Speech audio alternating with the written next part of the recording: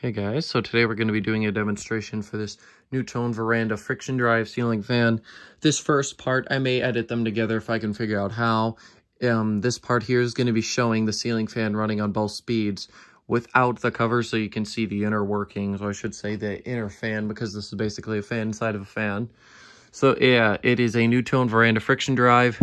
Here are the blades. It's got the earlier plastic ones with like the fake cane in them. It's all just one piece of plastic, basically. There's the Nutone blade badges. There's the canopy. I don't have it fastened up there right now because I'm too lazy. Also, since this is just the basic, boring, just showing the inner workings video, I may put it up once I put the cover on. The cover is giving me issues. It doesn't like to sit on here properly. Only one screw ever lines up. So anyways, here's the pull chain and all this stuff and how the motor attaches. And if my phone is having a real hard time focusing, I apologize. My camera's been messed up all day and I don't know what's wrong with it. It's being really horrible right now.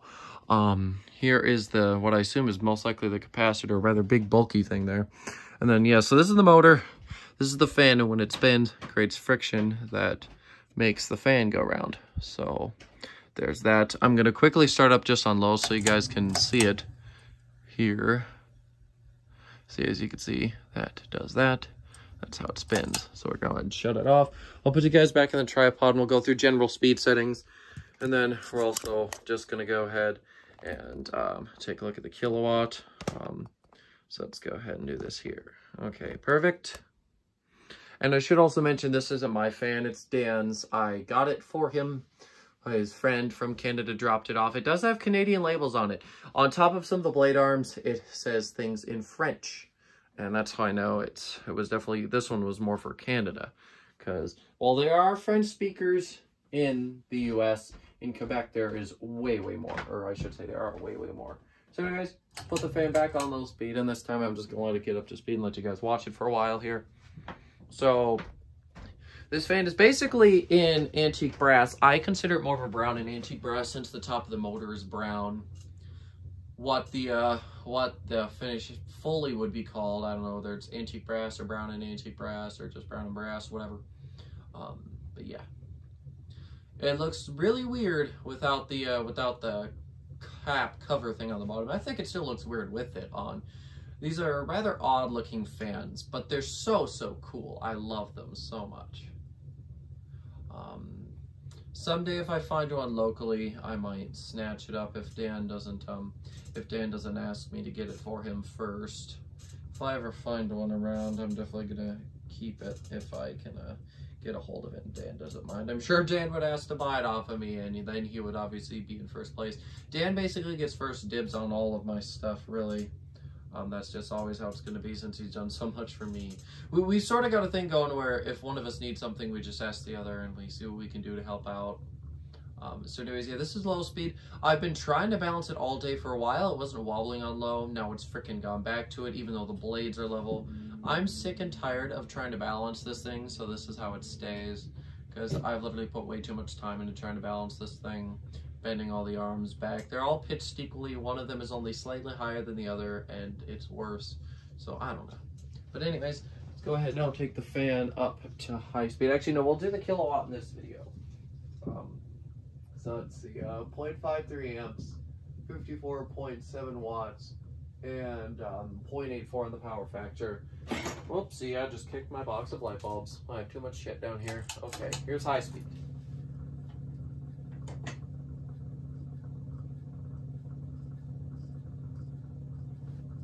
Go. Okay, so this is high. Definitely has a bit of a noise. That's what these friction drives were like. You know, they designed these during the energy crisis in the 70s to try to make a more efficient fan, but these really aren't.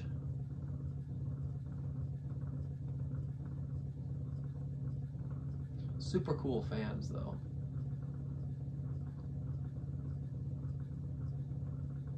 And on high, it does move a decent amount of air. And obviously, by the way, this is the bigger size. But yeah, I'm really impressed with how much air it actually can move. Hell, even without the blades, which just the little arms, it still moves a little bit of air. These are super cool fans. And I'm honestly not 100% sure why they put the the fan blade on there. I'm assuming it's probably to help slow it down and keep the speed regulated, perhaps. I don't fully know. Maybe it's to cool the motor off. Actually, that probably is it. It's probably there to cool the motor off. But anyways, yeah, so this is high speed. And I'm going to go ahead now and do the kilowatt again. This is the 1.27 amps, 116 watts, and 3/4 of a power factor. So the power factor does go down. And yeah, this fan draws a lot of current. They designed it, you know, to be more efficient, but really it is less efficient than most of my ceiling fans on the floor, with the exception of most likely the originals, the Dayton, and my antiques. Everything else draws less current than this. So anyways, I'll give you a close-up so you can hear any airflow from it.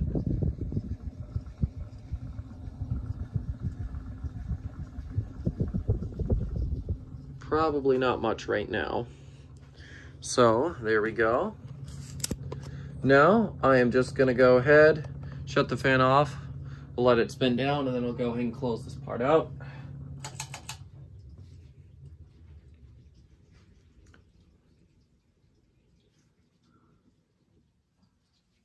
Perfect.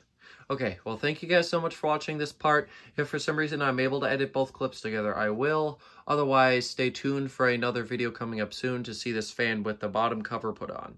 Thanks for watching. Goodbye.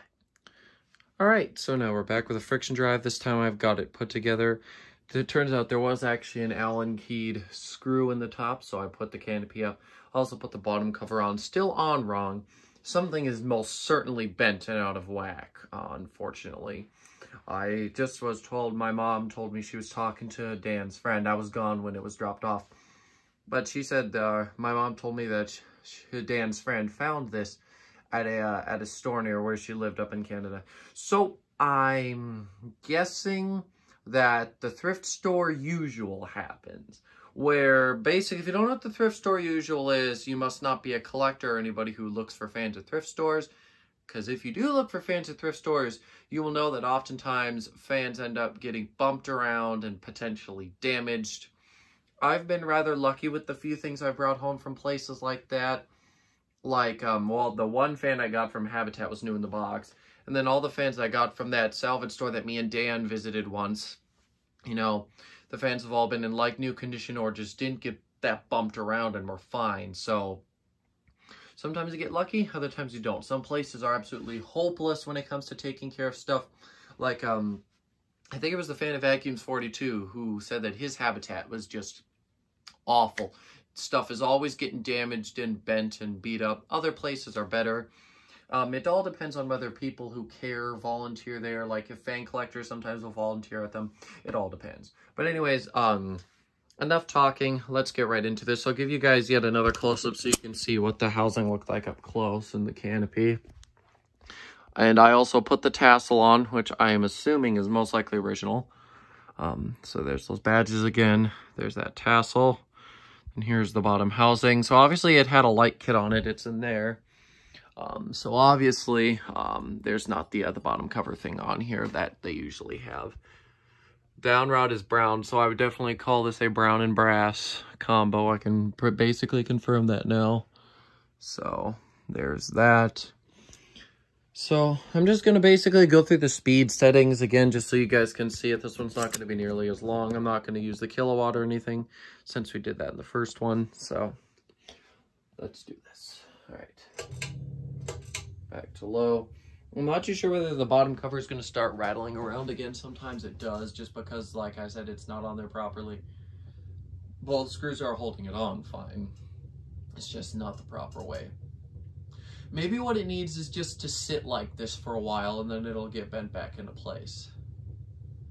The wobble is awful. I even tried to bend it back even more, and it still won't go.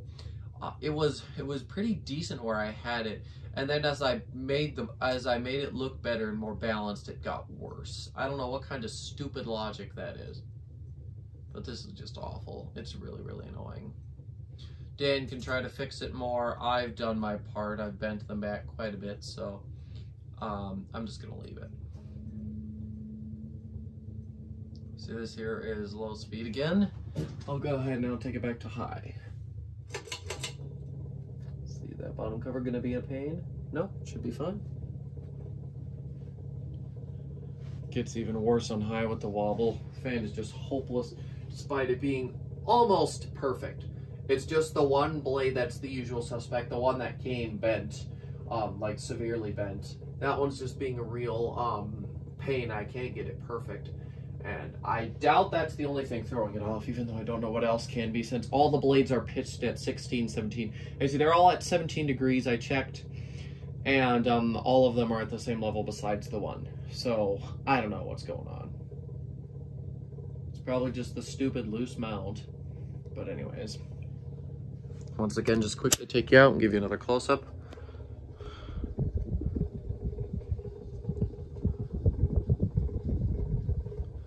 These are rather weird looking fans, but that's what I like about them. I don't think they're as high on my want list as other people, but I definitely want one now. All right, let's just spin down one more time.